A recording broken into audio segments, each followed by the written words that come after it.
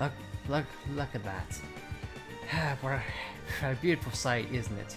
It's so well done, so well defined. Even the lighting and shadows are beautiful. I mean, seriously, look how defined Shulk's butt is. It's something you can never unsee. Hey everyone, welcome back to Xenoblade Chronicles. In the last episode, we got our mission, we knew about Juju's whereabouts, and here we are, have arrived at the very footstep of Colony 6. In this episode, we got told though that in order to sneak into Colony 6, at the mine was our best option. But I like to be an optimist. I mean, Zord said he was waiting for us, so of course he would just leave the front door open for us, right? Right? It's closed tightly. Well, Zord, you're not much of a host there.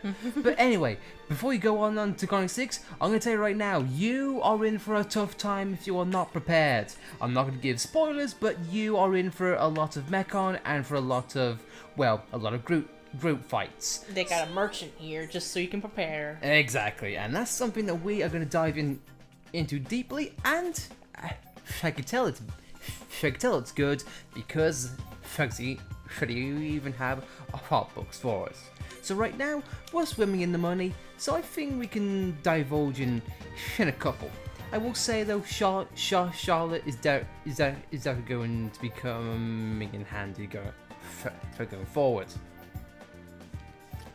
But right now though, as we going over the stats, so just give us a moment and we shall be right back. We've done some prep ourselves. Sell the Monauto.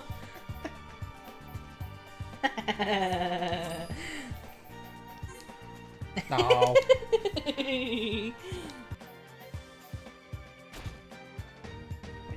Or not. Okay, or not. Let's keep things civil here. Which ones did you have again? The round bottoms. Thank you. Whoops. I should have assumed that it's called diver bottoms. Yeah, I think the same's gonna be said as Shulk.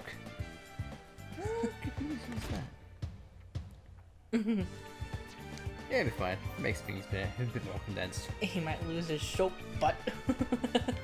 And that's all done. Nothing's changed much except Shulk's got a new set of armor, and mostly gems have been replaced moved around. And one final thing to note, if I can just go around and do it, we briefly bought that. Year round of Shotguns, you can never have too much healing. Here we have Daza for a start.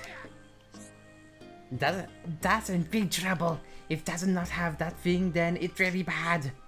Oh, hello there. Friends can listen to Daza. Some hawkers steal Daza's proof of number one merchant status. If does not have proof, Daza cannot trade. That doesn't sound so good. Hey, I'm just looking back here. I think we should get the sword as soon as possible. Yeah, have to do something. What to do? Friends, let's get it back for Daza. Blah, blah, blah, blah. And here we go. They want because it's shiny. What are they? Magpies, and moving on. And so now we have our first side quest in Colony 6. Now, right off the bat, I'll say Colony 6 is kind of a weird beast. A weird beast to me, because with the way it was introduced, and the fact that it even had its own vision, apparently. No, but the fact that it had its own intro sequence, it comes across as an entirely new area, but at the same time, it still has Gua Plains music and similar Gua played enemies. So it is a weird little place. I'm not sure why they couldn't have this part be Equal Plains, and when you actually get in there, you get to. It becomes Colony 6. It seems more like a buffer zone. Yeah, it pretty much is. But anyway, front door's locked. So, I guess anything we gotta do is go downhill from here.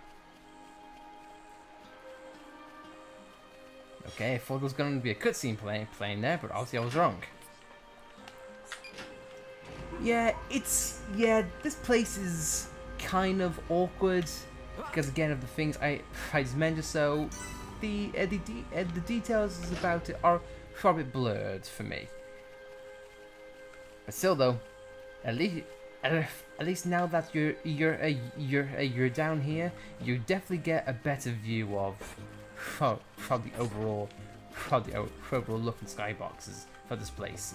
And I'll say it now, even though it's not really a big issue, it can still happen. The Antles pick on you for reasons.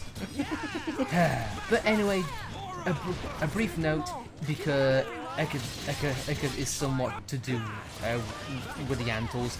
This is a thin path, and the enemy models are physical. If you bump into one, it will shove you out the way. So just a word of warning, just in case you're like on the edge, and you bump into an Antle, it can toss you off. So there's that. But going forward, it's not much here. Care except a couple of boxes and collectibles appear, in which we're going to be going off being path for.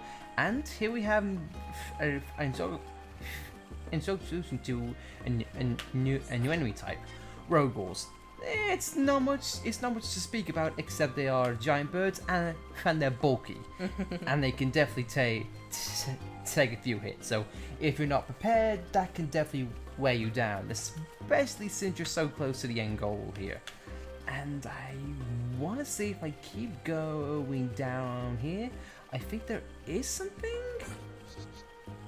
I think, except the oxes and the Antles. And of course we have gem, crystals there, but I personally do not find much use of the green ones. So I personally will be will be avoiding them. And here we have, well, we're Sky Rogals. As you just saw there, they can definitely pick you off as they are definitely aggressive. Although thanks to the level that you're at right now, it's definitely not a problem. And another thing to keep an eye on, if you look at Charlotte right there, some enemies do have the ability to blow you back, and the AI has no sense of like, oh, I'm close to the edge, I should move over here. But I guess not. And is this what I'm looking for? Or okay, it might be helpful if I move it into a later time. Ah, there, yeah, it is. If you look down there, there's where we came from. Right back down there, that's Colony 9. So we have travelled all the way up through Sephra Cave and across the biome on its leg up to here. Just these little things just create such a good sense of world building. Be like, wow, that's how far we've come. And this is still in the grand scheme of things very early on into the game. But just seeing how far you've come, it does make you feel like, wow, I've done a lot in the brief time I played, and the game is manages to make you feel that way to any capacity. It's doing something right. And it's also nice to see Colony 9 from an outside perspective. Indeed, it makes you feel kind of small, and honestly, it makes it a good thing to show more for the way out here. Granted, I can imagine he wished be for better circumstances, but hey ho. Oh no, just seeing parts like this, it's just kind of visually pleasing on many senses. You get a better view of the skybox, another angle from a cornice. You get Antos chasing you, who won't go the hell away. You get to see Icon 9. You get I get to skip over collectibles. Yeah, that's something I also have a problem with. If you are ever engaged in battle, or if enemies spot you, you cannot pick up collectibles even though you are running away. I can imagine because it's a separation between two different systems, and obviously collectible getting was not in the program for that. That is what I meant a few minutes ago was saying, so some enemies can blast you off. Yes, that was there and I got lucky there. Oh boy! I was hoping we could avoid that, but that's what I get for saying those enemies are not a problem at this point, so yay. Oh well, on that brief scare, I think a sewer section is kind of good for us, and yes, you can see here the water can definitely push you off, so a word of warning, do not stay there too long. How? That'd be annoying. That'd be annoying. I survive a bird, but yet maybe lose to a tiny stream. And somehow the water is very placid here. So what gives? Either way though, here we are, and here we have Oopers, but again we're not be going into much depth right now. Right now, I want to go further into the depths of Colony 6 Heifer Mine. And I like to say, even though I messed up on Colony 9 briefly, this is an NPC with one of the best greetings in the world. No, I don't know why, but every time I just like to, I like to just listen to these up on. I don't know what it is. It's just a voice acting, just like yes, no. Oh no, but anyway though, in case the merchant at the front door wasn't enough, here is another on merchant for one final time to say, look, mate, be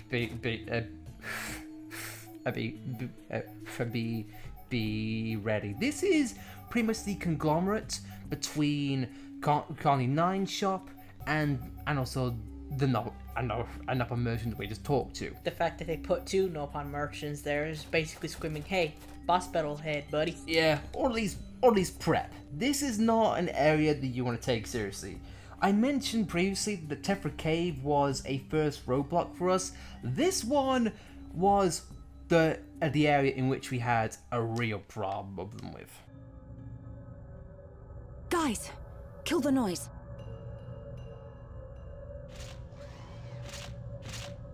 A Macon. I can't believe they've taken the mine too. That means the defense force and residents are... Oh no, Juju! Keep it together, Sharla. Don't start panicking now. Rhine! You said yourself, they can't have seized the entire area, right? I bet you they're holed up someplace safe. Juju is alive, and we're gonna find him. That's why we're here. You can count on us. Yeah, yes. It'll be fine. Rhine, Shulk. Thank you.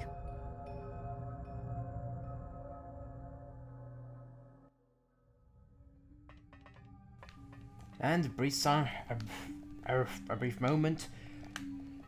This is getting tense now because not only is his sense of an abandoned mine and music definitely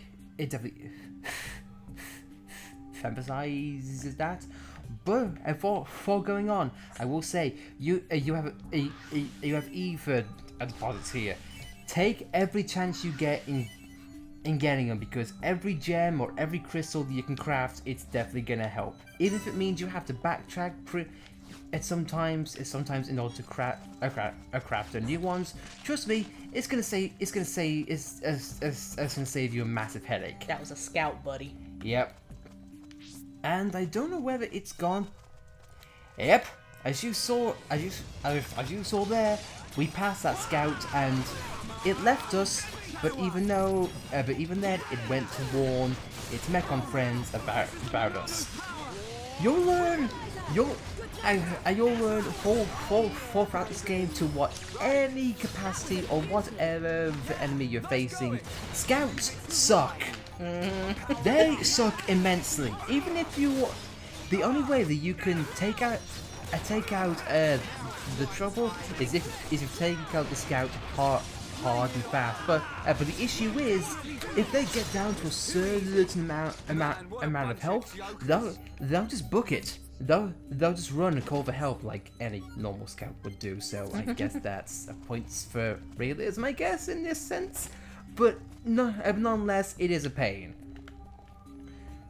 And I'm just gonna go down here and explore. And this is something that you actively want to do. You want to explore because there's collectibles, there's monsters in which you can grind for, and as I mentioned, the ether deposits, whether you have use for them or not, they could definitely come in handy. As shown here, and Shaw was already up there to greet us. That was weird. Yeah, for some reason the AI can do dumb things like say, I'm gonna go on a ladder, but I'm gonna be on top, just to freak you out a little bit. And even though it's never mentioned, and it's something that I wish it did, I wish they gave a reason to why Mechon hate Homs, but yet they don't attack any of the normal creatures, even though they are things from the Bionis.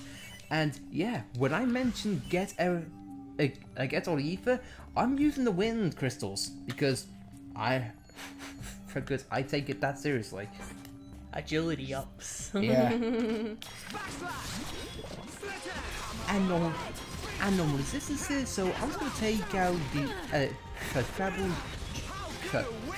just briefly for a second, because now this is definitely going to be something you want to prep for. Just let me kill you for a second. Thank you very much. Piece of cake. Let's stay alert. Clear the way. And now I'm going to warn you now. Have Shulk in front, and definitely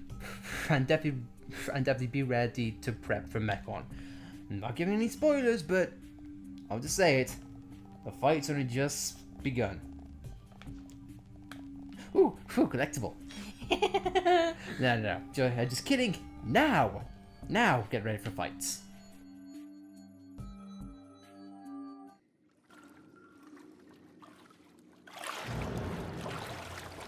An ether rifle. Gaddo! Charlotte, wait!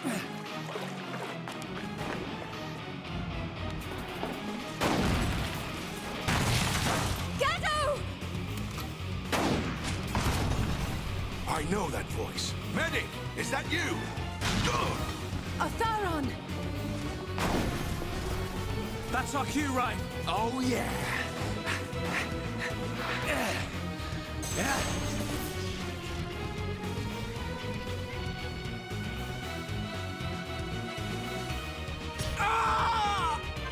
Wow! What one intro. She'll pondered, now sudden. Ah! Yep. And here we are. I am now in a fight and getting straight into it. Got injured right away. Yeah. And so much for the element of surprise, I guess. Yeah. yeah, but here we are, and fighting Mechon upon Mechon. Something the game, I'm not sure if it tells you or not, but you would want your party to engage in the same Mechon as you, because if you get overwhelmed with Shulk and your party members are doing something else, you're gonna suffer for it. But if you're Ryan, you able to handle these no problem. But it just depends in whether you want to swap out the convenience for the Monado, or if you want to have some for defense. But apart from that, nothing too much. My one gripe about this section is that I wish Otharon was a playable character. And the reason why is because at the very start in the Battle Sword Valley, we had Munkar and Dixon as party members. I just wish you could have had Otharon have that similar thing. It may not be like you could actively control him, but just having him in the party, it just makes the thing more nice. Even if he only could just take pot shots from behind the crates. Yeah, sure, I'd like that. But anyway, it's a minor complaint, nothing too big. But as you can see here, as long as you're prepared, and as long as you've got your conversation between your party, what you want to do, not a problem at all. Medic, why are you here? Sir, isn't Gaddo with you?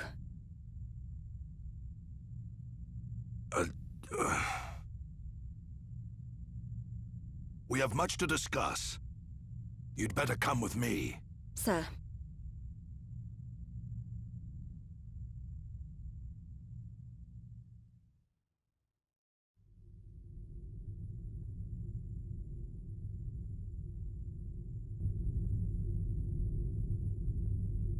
So, Juju has been taken by the bronze-faced one. Sir, what about Gaddo? Gaddo is gone. Gone? What do you mean, gone?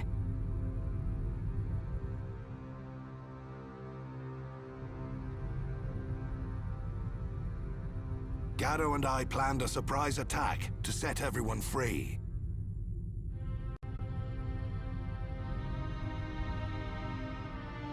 But we failed, miserably.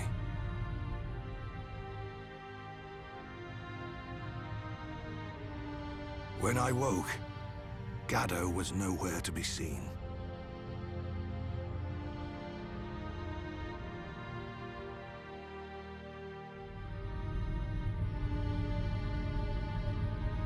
Only his rifle remained. But he is alive. I can feel it. We may not be joined by blood, but he's like a son to me. I'd know if he were dead. Oh.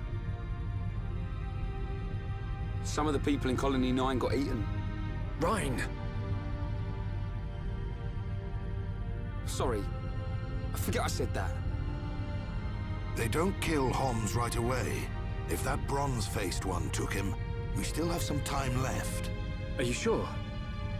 Boy, that blade was once Dunban's.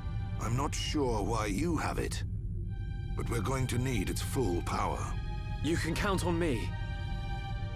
We're heading for the central pit. It's where they take all the Homs they kidnap. If Juju's alive, that's where he'll be. Gather your things, we're moving out.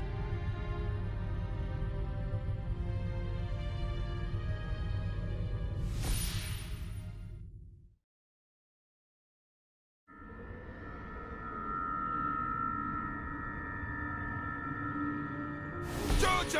Gaddo! This is for you!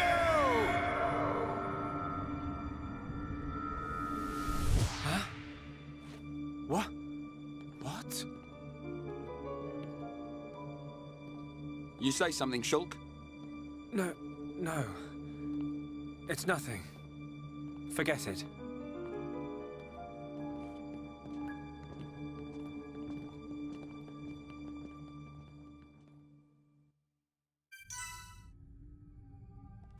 And seems like things are looking more and more grim. here's a heart-to-heart that we can't do, despite any time.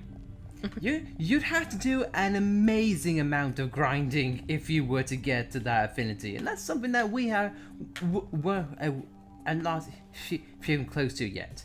But here though, if you go to the very back of the area, here you get two night collectibles. It may not be something important, but still though, it's there if you want it.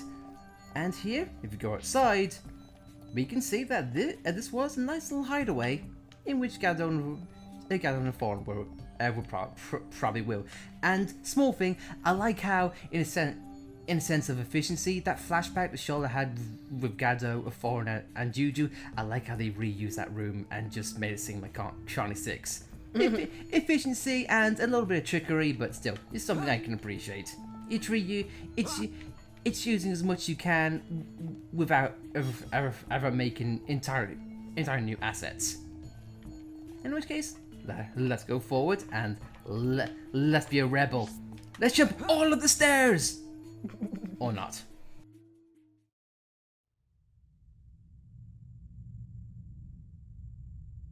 Hurry it up, slow coach. What's wrong?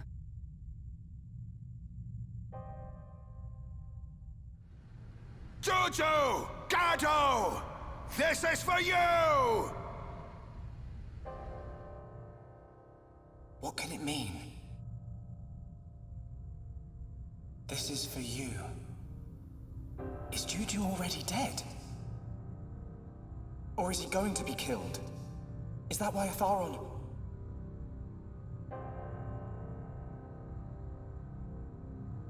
But then, what does that mean? If we keep moving, is Otharon really going to die? No! What's wrong, Shulk? This battle is for my people. If you can't handle it, drop that weapon and head home. That's not it. It's just that... Out with it! Listen, maybe we shouldn't just rush in head first. What? We got this far. I think we should observe them and plan our attack afterwards. You insolent! We don't have that kind of time! You don't know a damn thing about these machines. I have observed their movements. I've planned this attack for a month. I know full well what's going to happen to my brothers and sisters. It's just... We're going! Fall in, medic! Sir, what's got into you? A vision again. Don't tell me another death. Yeah. I knew it. The Shulk I know doesn't just chicken out for any old reason. This vision, was it like before? Kind of. I saw an underground ether river. And Otharon. Huh. An ether river. You know what? That sword lets you see the future. All that power, and you still keep getting it wrong. Better to use my brain than my fists. Shulk, I may rush in head first, but at least my head's useful for something. Okay, I get the idea. I ain't done yet. You're useless on your own, Shulk. That's why we're here. Ryan, Next time you have a vision, you tell us. We bear the burden together as a team. You have a vision you don't like, we'll change the future together. Got it? Got it. What was that? Say it like you mean it. I got it, all right? Next time I'll tell you. He's right, Shulk. You two saved Juju once before. I know we can do it again. I believe in you. Thanks. They're right. We'll change what happens. Anyway, I didn't see Juju and the others dying. There's still hope.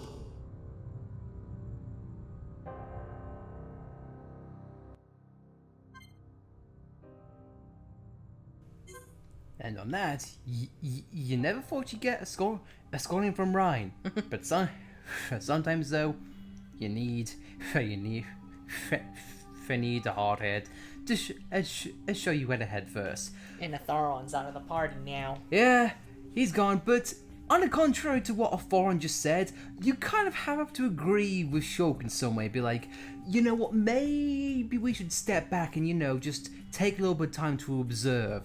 And Otharon's like, I know everything. I planned this attack for a month, but wasn't it just like a few seconds ago he just said, we failed. Miserably. It's like, yes, good plan, Thorn. But even so, at least Ryan has told us that, yeah, she was kind of useless on his own. But luckily though, we have the hard-headed redhead and a medic trying to keep us in check, and an angry old man who's gone into the mine alone. But oh well, I think we'll end things here. So, in next episode of Xenoblade Chronicles, we'll be diving further into the mine and hoping to catch up with Otharon, and hopefully prevent the vision ever coming true and save Juju and the rest of Colony 6. Thanks for watching, guys, and I'll see you next time for more Shulkbutt. We end as we began.